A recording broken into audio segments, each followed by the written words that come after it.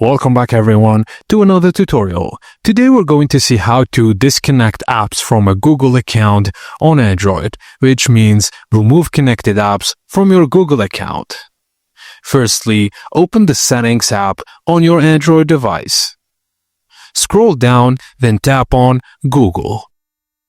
Now tap Manage your account, usually near your name and email at the top, then swipe across the top tabs and choose Security. Now when you do so, scroll down to your connections and third-party apps and services, then tap See All Connections to view the full list of apps and websites connected to your account. Now tap on the app or service you want to remove. Select Delete all connections you have with the app. Then tap Confirm on the verification pop-up.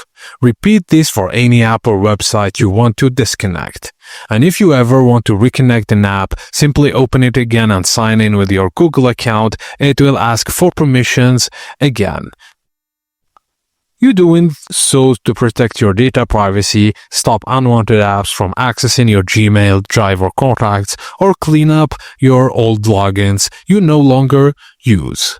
And that's it guys, as simple as that. Thank you for watching, and please don't forget to like and subscribe for more.